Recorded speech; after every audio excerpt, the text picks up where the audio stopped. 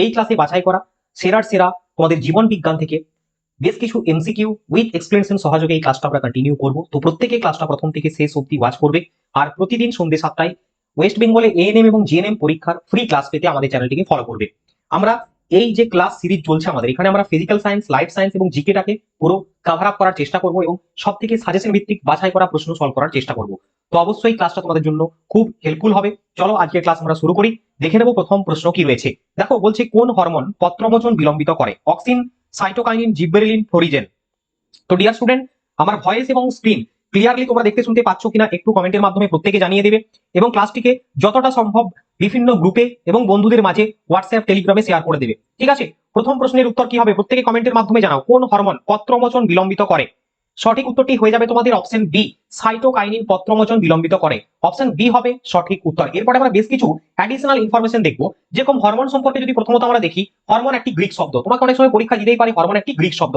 হরমোইন বা হরমাও থেকে এসছে, যার অর্থ কি জাগ্রত করা বা উত্তেজিত করা। খুব ইম্পর্টেন্ট কিন্তু। হরমোন উদ্ভিদ এবং প্রাণীদেহে রাসায়নিক সমন্বয় সাধন করে থাকে। তাহলে হরমোনের মেন কাজটা কি? উদ্ভিদ এবং প্রাণীদেহে রাসায়নিক সমন্বয় সাধন করে, অর্থাৎ কেমিক্যাল কোঅর্ডিনেটর হিসেবে কাজ করে থাকে এই হরমোন। 1905 খ্রিস্টাব্দে হরমোন কে আবিষ্কার করেন? হরমোন আবিষ্কার করেন বিজ্ঞানী ব্যালিস এবং স্টার্লিং নামে দুজন বিজ্ঞানী। জীবদেহে প্রথম হরমোনের উপস্থিতির কথা উল্লেখ করেছেন। তাহলে কত খ্রিস্টাব্দে? 1905 সালে প্রথম হরমোন আবিষ্কৃত হয়। এরপরে যদি আমরা দেখি উদ্ভিদের কিছু প্রাকৃতিক হরমোন, যেটা আমাদের প্রশ্ন ছিল, ঠিক আছে, তো বেশ কিছু হরমোন রয়েছে, তার কিছু ফাংশন বা কাজ রয়েছে যেগুলো তোমাদের পরীক্ষাতে সব থেকে ইম্পর্টেন্ট, ওইখান থেকে প্রশ্ন আসে। যেমন অক্সিন, অক্সিনের কাজ কি? অক্সিনের কাজ দেখো বৃদ্ধি নিয়ন্ত্রণ, উদ্ভিদের ট্রপিক চলন নিয়ন্ত্রণ, মোস্ট ইম্পর্টেন্ট এই পয়েন্টটা, ট্রপিক চলন নিয়ন্ত্রণ, অঙ্গ বিভেদ নিয়ন্ত্রণ, ফলের পরিস্ফুটন, অঙ্গমোচন রোধ, ক্ষতকোষ গঠন এবং মূল ও মুকুল গজাতে সহায়তা করে অক্সিন হরমোন। এরপরে দেখো জিববেরেলিন, জিববেরেলিনের কাজ কি? জিববেরেলিন প্রয়োগ করে আমরা দ্রুত অঙ্কুরোদ্গম ঘটাতে পারি উদ্ভিদের ক্ষেত্রে। কাইনিনের কাজ, কাইনিন তোমাদের এটাই প্রশ্ন ছিল, উদ্ভিদের কোষ বিভাজনে সক্রিয় অংশগ্রহণ করে। এছাড়াও কি করে? এছাড়াও কাইনিন কোষের বৃদ্ধি ঘটায়, উদ্ভিদের জরা অর্থাৎ বার্ধক্য অবস্থাকে বিলম্বিত করে, মুকুল উৎপাদন কলমের ক্ষেত্রে মূলের বৃদ্ধি, মুকুল উৎপাদন এবং মূলের কি করে? মূলের বৃদ্ধি ঘটিয়ে থাকে, তাই তো? মূলের বৃদ্ধি ঘটিয়ে থাকে কাইনিন। তো কাইনিনের এছাড়াও অনেকগুলো কাজ রয়েছে, যেরকম তোমার অগ্রমুকুলের অবাধ বৃদ্ধি রোধ করে, কাক্ষিক মুকুলের বৃদ্ধি পরিস্ফুটনে সাহায্য করে, হ্যাঁ না? এছাড়াও বিচ্ছিন্ন পাতায় উদ্ভিদের ক্লোরোফিল বিনিষ্টকরণকেও বিলম্বিত করে থাকে এই কাইনিন হরমোন। হয়ে গেল। চলো নেক্সট পরবর্তী প্রশ্নে যাই। যদি উদ্ভিদের শস্যের ক্রোমোজোম সংখ্যা 3n ইজিক্যালস টু 27 হয়, তাহলে ওই উদ্ভিদের ডিম্বাণুর ক্রোমোজোম সংখ্যা কত হবে? বলছে 9, 18, 27, 36। উদ্ভিদের শস্যের ক্রোমোজোম সংখ্যা যদি 3n সমান 27 হয়, তাহলে উদ্ভিদের ডিম্বাণুর ক্রোমোজোম সংখ্যা কত হবে? তো 3n সমান 27 মানে এখানে n সমান হয়ে যাবে কি আমাদের 27/3, অর্থাৎ 9 হয়ে যাবে, তাই না? সো অপশন এ হবে আমাদের সঠিক উত্তর। যদি এক্সপ্লেনেশনটা দেখি আমরা বুঝতে পারবো। দেখো শস্য হলো উদ্ভিদের বীজকোষ এবং এটি হচ্ছে ট্রিপ্লয়েড, অর্থাৎ 3n হয়। ডিম্বাণু কি? উদ্ভিদের স্ত্রী গ্যামেট এবং এটি হ্যাপ্লয়েড n হয়। ঠিক আছে, এটি হ্যাপ্লয়েড হয়ে থাকে n হয়।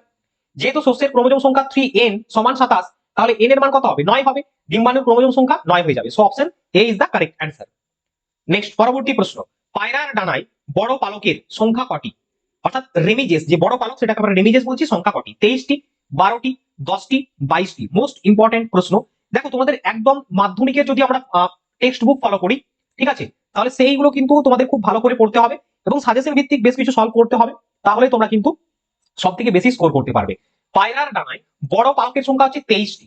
অপশন এ হবে আমাদের সঠিক উত্তর। দেখো ওড়ার জন্য আমরা যদি পায়রার ডানা সম্পর্কে বিস্তারিত তথ্য দেখি, ওড়ার জন্য পায়রার যে অগ্রপদ কিসে রূপান্তরিত হয়েছে? ডানায় রূপান্তরিত হয়েছে। ডানা দুটি কিনারায় বড় পালক থাকে এবং পায়রার সারা দেহে পালকে আবৃত থাকে, আমরা এটা জানি। ডানার পালকে রেমিজেস, যেটা বড় পালক, 23টি রয়েছে, উড্ডয়নে সাহায্য করে, এগুলো মানে উঠতে সাহায্য করে পায়রাকে।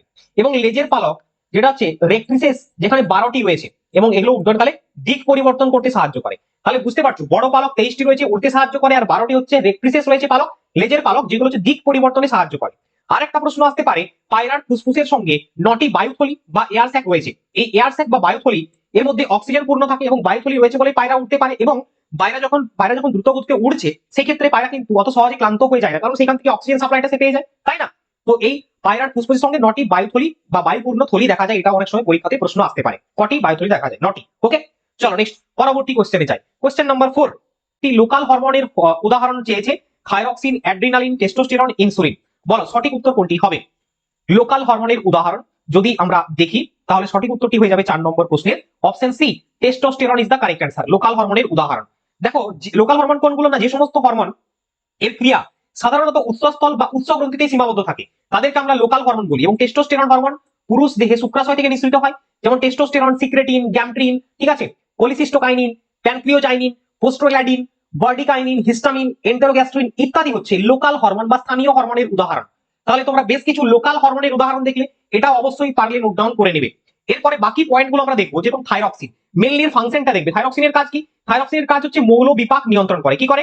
মৌল বিপাক নিয়ন্ত্রণ করে এবং লোহিত রক্তকণিকা গঠন এবং বৃদ্ধির সহায়তা করে, আর যৌন লক্ষণ প্রকাশেও সাহায্য করে থাইরক্সিন। ঠিক আছে, থাইরক্সিনের অধিককরণের ফলে কি হয় বলতো? গলগণ্ড বৃদ্ধি বা এটা গয়টার হবে, গয়টার রোগ হয় অধিককরণের ফলে, তাই তো? এবং গয়টার হয় আয়োডিনের অভাবে, তাই তো?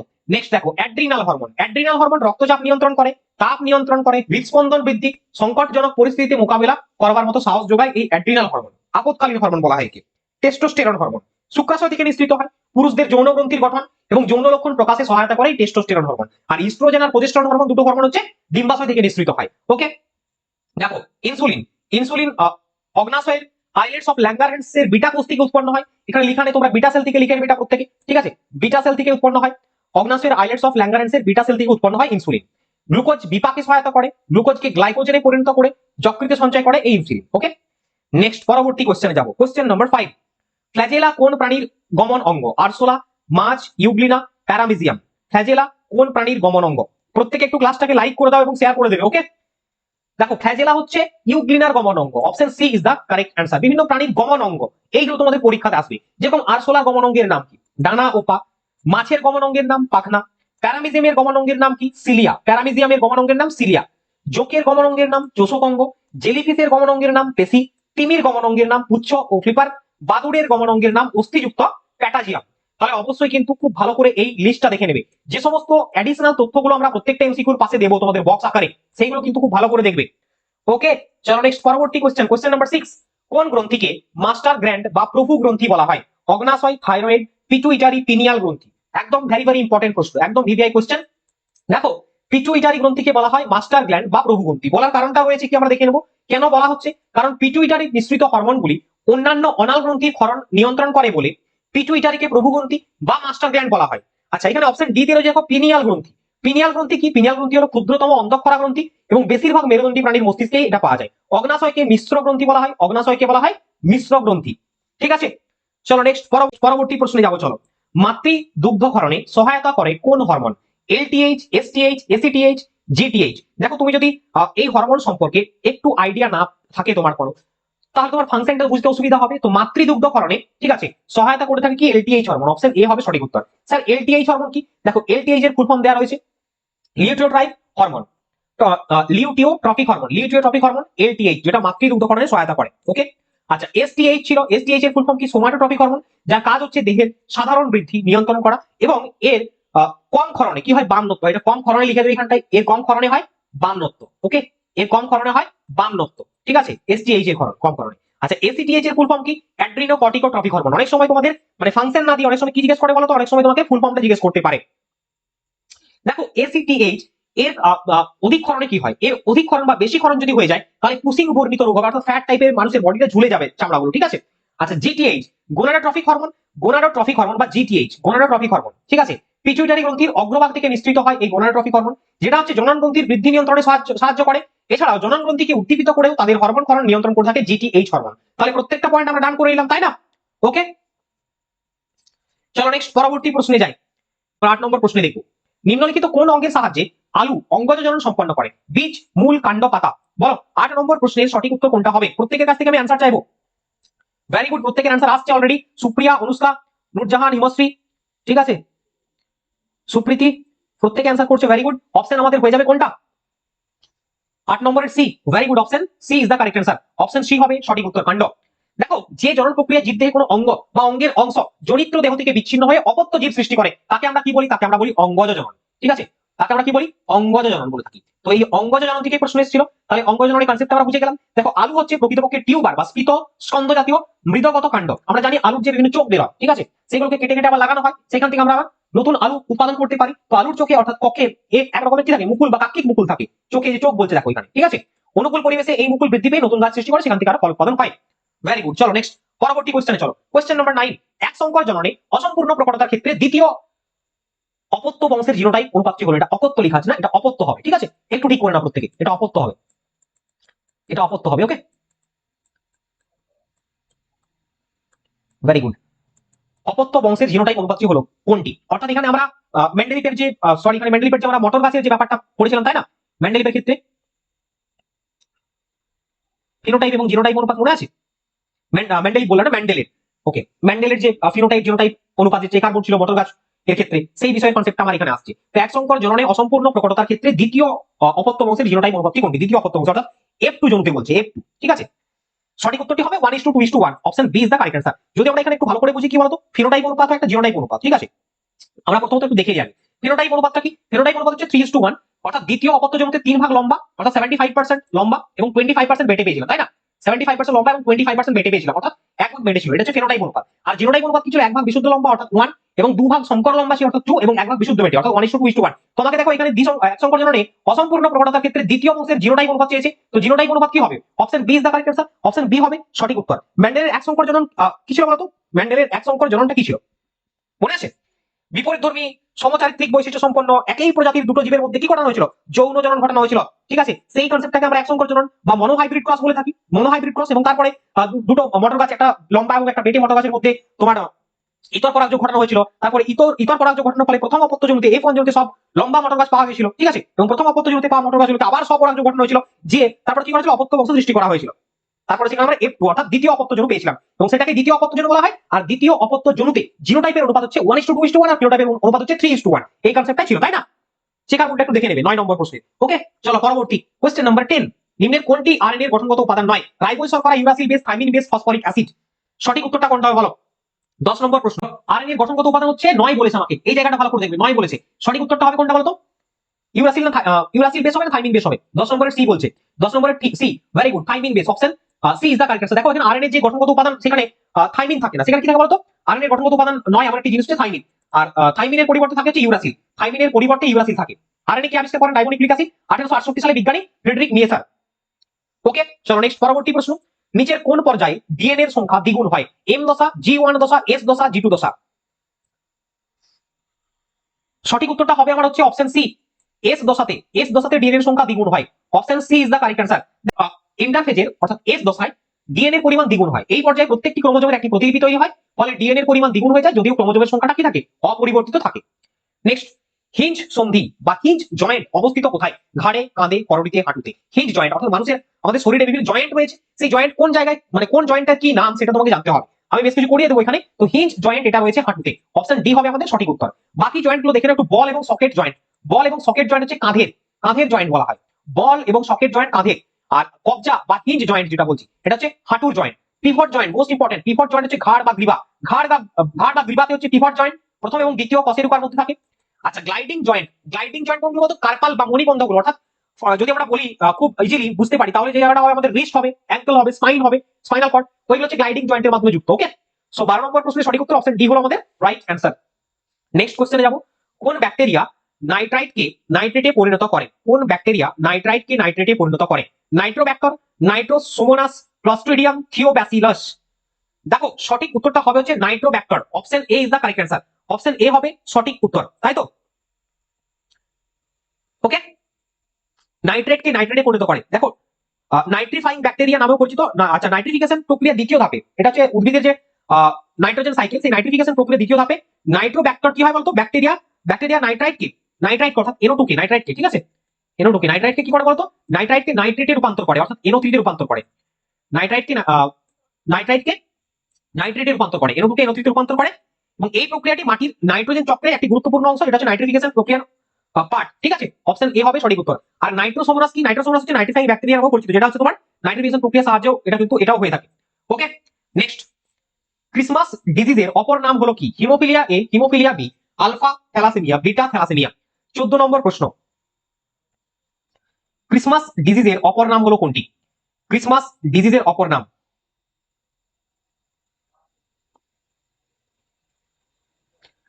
সঠিক উত্তরটা হবে হিমোফিলিয়া বি।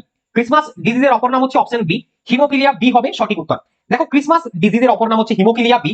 এই রোগটি মূলত ফ্যাক্টর 9 এর অভাব বা ত্রুটির কারণে হয়ে থাকে, যেটা রক্ত জমাট বাঁধতে সাহায্য করে এবং এটি বংশগতভাবেও পাওয়া যায়। এই রোগের নাম ক্রিসমাস ডিজিজ হওয়ার কারণ কি বলতো? 1952 সালে প্রথম হিমোফিলিয়া বি আক্রান্ত রোগীর নাম ছিল স্টিফেন ক্রিসমাস, যার কারণে এই রোগটির ক্রিসমাস ডিজিজ নামকরণ করা হয়েছে। সো আমাদের কি হলো? Option B is the correct answer. Next question. 15 নম্বর প্রশ্ন, কোয়েশ্চেন নাম্বার 15। 15 নম্বর প্রশ্ন, লজ্জাবতী লতার পত্রকের চলন হলো কোনটি? উদ্ভিদের চলন গমন, ঠিক আছে। আলোক ব্যাপ্তি চলন, তাপ ব্যাপ্তি চলন, স্পর্শ ব্যাপ্তি চলন, রসায়ন ব্যাপ্তি চলন। দেখো লজ্জাবতী লতার পত্রকের চলন এটা হচ্ছে স্পর্শ ব্যাপ্তি চলন, তাই না? কারণ লজ্জাবতী গাছটা আমরা যখন কি করি, স্পর্শ করে দিই, দেখবে পাতাগুলো দুটো পাতা একসাথে জোড়া লেগে যায়, ঠিক আছে। আর আলোক ব্যাপ্তি চলনের উদাহরণ সহজ সূর্যমুখী ফুল, ঠিক আছে, সূর্যমুখী ফুলের ক্ষেত্রে হবে। ওকে, দেখো এখানে সমস্ত জীব, উদ্ভিদ এবং প্রাণী উদ্দীপকের দিকে ছাড়া দেয়। উদ্ভিদ তাদের প্রকৃতি অনুসারে সূর্যের আলো, অভিকর্ষ এবং স্পর্শের দিকেও ছাড়া দেয়। লজ্জাবতী গাছ স্পর্শের প্রতি প্রতিক্রিয়ার জন্য পরিচিত এবং এই উদ্ভিদগুলি লজ্জাবতী উদ্ভিদ হিসাবে পরিচিত, ঠিক আছে। নেক্সট, উদ্ভিদের মূলের চলন সাধারণত কোন দিকে হয়? আলোর দিকে। অভিকর্ষের অনুকূলে, অভিকর্ষের বিপরীতে কোনটি নয়। উদ্ভিদের মূলের চলন কোন দিকে হয়? উদ্ভিদের মূলের চলন যদি আমরা দেখি তাহলে কোন দিকে হবে? উদ্ভিদের মূল নিচের দিকে থাকবে, তাই না? সঠিক উত্তরটা হবে অভিকর্ষের অনুকূলে, অপশন বি। অভিকর্ষ যাও, কারণ কোন দিকে রয়েছে? পৃথিবীর কেন্দ্রের দিকে, তাই না? So option B. নেক্সট, একে জিওট্রপিজমও বলা হয়। নেক্সট কোশ্চেন, নিচের কোনটি মাছের জোড় পাখনা? পৃষ্ঠ পাখনা, পায়ু পাখনা, বক্ষ পাখনা, পুচ্ছ পাখনা। মাছের বিভিন্ন পাখনা রয়েছে, কোনটি জোড় পাখনা সেটা বলতে হবে। সঠিক উত্তরটা হবে বক্ষ পাখনা হচ্ছে মাছের জোড় পাখনা, option C is the correct answer. দেখো পাখনা মাছের প্রধান গমন অঙ্গ, এদের দেহে রশ্মিযুক্ত জোড় সংখ্যক চলে এসেছে, মানে জোড় সংখ্যক পাখনাগুলো আমাকে দেখতে হবে। জোড় সংখ্যক পাখনা যেরকম বক্ষ পাখনা, শ্রেণী পাখনা, এগুলো হচ্ছে জোড় সংখ্যক পাখনা। খুব ভালো করে দেখে রাখো কিন্তু এখানে বিজোড় সংখ্যক পাখনা, পৃষ্ঠ পাখনা, পায়ু পাখনা, পুচ্ছ পাখনা, মানে পৃষ্ঠ পাখনা, পায়ু পাখনা, পুচ্ছ পাখনা, এগুলো হচ্ছে সব কি বিজোড় সংখ্যক পাখনা। আচ্ছা, পাখনাগুলি রশ্মি বিশিষ্ট হয়, তাহলে কি হয়? জলের চাপে ছিঁড়ে যায় না। পাখনাগুলি মাছের চলন গমন দিক পরিবর্তন করতে এবং জলের মধ্যে দেহের ভারসাম্য বজায় রাখতে সাহায্য করে থাকে। নেক্সট কোশ্চেন, 18 নম্বর প্রশ্ন, নিউরনের একেবারে বাইরের যে আবরণ তাকে তাকে কি বলা হয়? এক্সোলেমা, মায়োলিন সিদ, নিউরোলেমা, প্লাজমোলেমা। দেখো যদি এখানে নিউরনের একটা চিত্র দিতাম খুব ভালো হতো। নিউরনের একেবারে বাইরের অংশটা যেটা রয়েছে, তোমরা দেখবে নিউরনের বাইরের অংশটা, ঠিক আছে, নিউরনের বাইরের অংশটাকে বলা হয় neurilemma, option C is the correct answer. তোমরা একদম খাঁজ বিশিষ্ট পাবে না, ঠিক আছে, একদম যেটা বাইরের অংশ সেটাকে আমরা বলছি কি neurilemma, option C is the correct answer. দেখো নিউরনকে বলা হয় স্নায়ুতন্ত্রের গঠনগত এবং কার্যগত একক, এবং এক বা একাধিক নিউরন নিয়েই কিন্তু স্নায়ু গঠিত হয়। আর নিউরনের প্রধান তিনটি অংশ, অ্যাক্সন, ডেনড্রন এবং কোষ দেহ। এই টার্মগুলো তোমরা প্রত্যেকেই জানো, ঠিক আছে, অ্যাক্সন, ডেনড্রন, কোষ দেহ, তাই না? ওকে, চলো নেক্সট। একজন প্রাপ্তবয়স্ক লোকের মস্তিষ্কের ওজন প্রায় কত? 1.50 কেজি, 1.36 কেজি, 2.00 কেজি, 1.75 কেজি। একজন প্রাপ্তবয়স্ক লোকের মস্তিষ্কের ওজন 1.36 কেজি, অপশন বি হয়ে যাবে সঠিক উত্তর। 19 নম্বর প্রশ্নের সঠিক উত্তর option B. Next, question number 20। বসন্ত রোগের টিকার আবিষ্কারক হলেন কে? জেনার আয়োনস্কি স্ট্যানলি পাস্তুর। বসন্ত রোগের টিকার আবিষ্কারক হলেন কে? বসন্ত রোগের টিকা আবিষ্কার করেন Edward Jenner, option A is the correct answer. বিভিন্ন টিকাগুলো আমরা দেখবো কি আবিষ্কার করেন। দেখো গুটি বসন্তের টিকা আবিষ্কার করেন এডওয়ার্ড জেনার। ভ্যারিওলা ভাইরাসের কারণে গুটি বসন্ত হয়ে থাকে, ভ্যারিওলা ভাইরাসের কারণে গুটি বসন্ত হয়। আচ্ছা, লুই পাস্তুর জলাতঙ্ক রোগের টিকা আবিষ্কার করেন এবং ভ্যাকসিন বা টিকাটির নাম হচ্ছে রেবিস টিকা। এটাও মনে রাখবে, রেবিস টিকা আবিষ্কার করেন লুই পাস্তুর, মানে হচ্ছে জলাতঙ্ক রোগের টিকা। আলেকজান্ডার ফ্লেমিং পেনিসিলিন আবিষ্কার করেন। আচ্ছা, যক্ষা রোগের টিকা আবিষ্কার করেন অ্যালবার্ট কালমেট্রো। স্মল পক্সের টিকা আবিষ্কার করেন এডওয়ার্ড জেনার। ইনফ্লুয়েঞ্জা টিকা আবিষ্কার করেন থমাস ফ্রান্সিস। কলেরা রোগের টিকা আবিষ্কার করেন রবার্ট কোচ। পোলিও টিকা আবিষ্কার করেন জোনাস সল্ট এবং রুবেলা টিকা আবিষ্কার করেন মরিস হিলম্যান। ঠিক আছে, প্রত্যেকে লিস্টটা ভালো করে দেখে নাও এবং নোট ডাউন করে নাও পারলে। অল অফ ইউ আমাদের যে হোয়াটসঅ্যাপ টেলিগ্রাম গ্রুপ রয়েছে যুক্ত হয়ে যাবে। দেখা হচ্ছে নেক্সট ক্লাসে। আজকে এতটাই, বলতে পারতাম। জয় হিন্দ।